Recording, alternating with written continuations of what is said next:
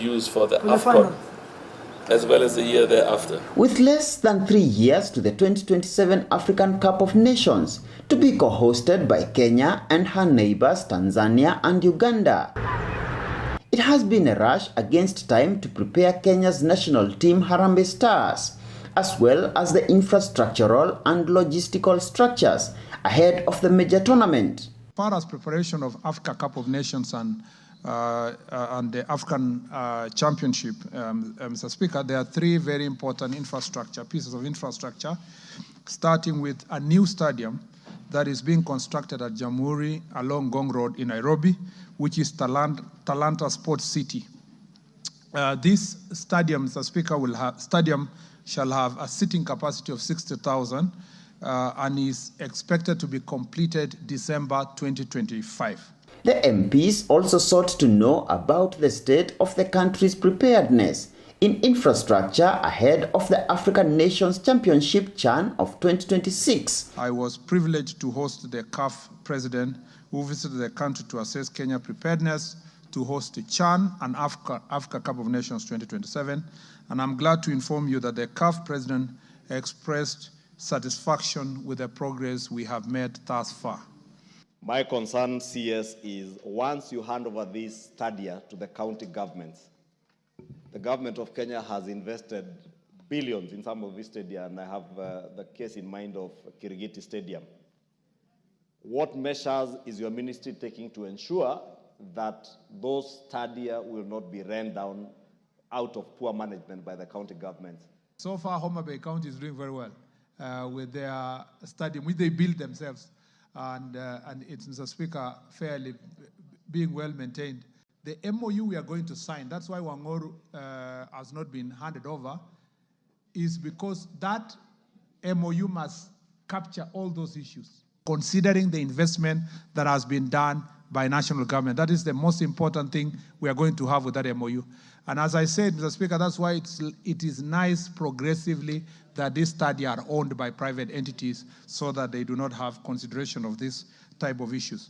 The other day we had the beach kabaddi team that was going for World Cup that got really delayed in terms of their travel. And one of the complaints that came out from them was that on the day that they were actually traveling for World Cup is the same day that it was beginning.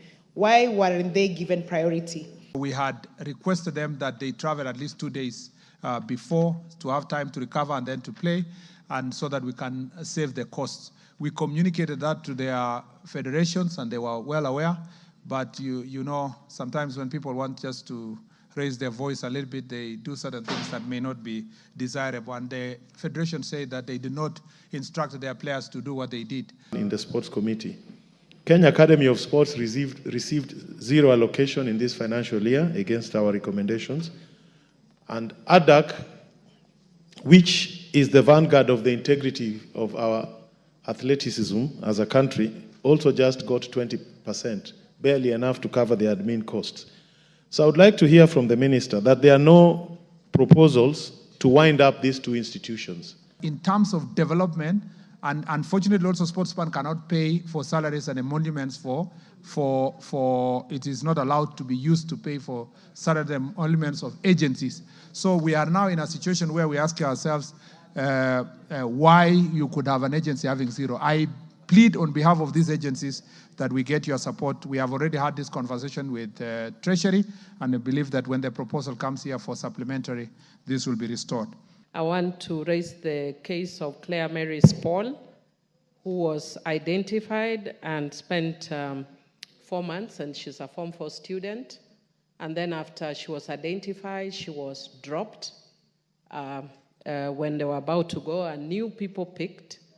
Mr. Speaker, I'm saying as a child rights advocate, because you may have actually destroyed somebody's life permanently, while you are saying that you are actually trying to nurture sports.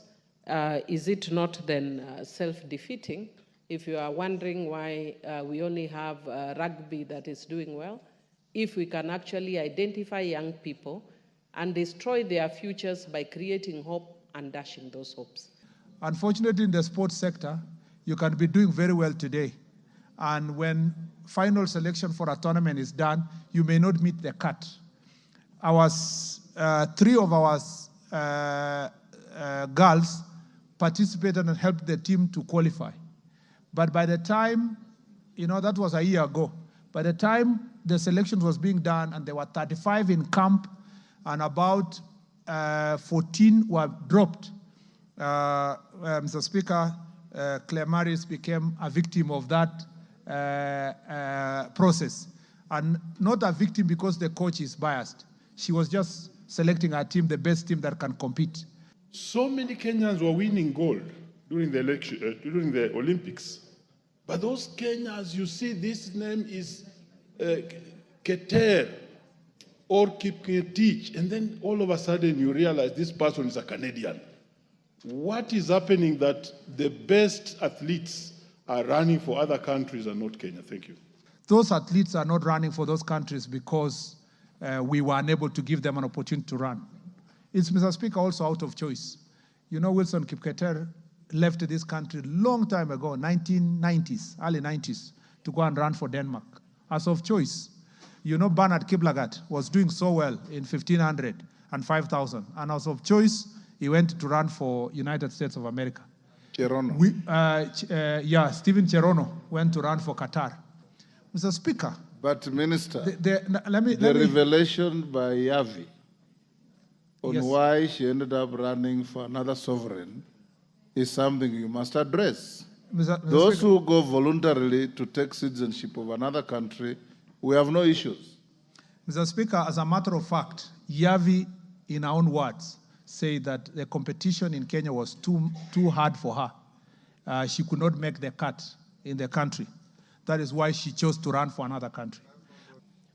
Is the ministry aware that there are office bearers of FKF who are insisting that they shall go into the election beyond their constitutional timelines, beyond their constitutional tenures, arguing that their tenures were interrupted by the COVID pandemic? No one will run for the same office more than 2 terms under the Sports Act, and that is very clear. And I believe that the officials of FKF who are holding office now, if they want to run for office, maybe to run for a different office other than the one they have served for more than 2 terms, so that we can keep within our legal standards, Mr. Speaker.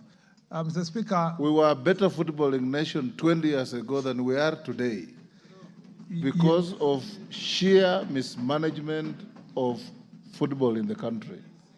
I have made it clear. And when we were vetting you, you gave us that assurance. Can Yes. you assure this House and the country Mr. Speaker, that you are going to sort out the mess in football and take back Kenya to its level as a footballing nation?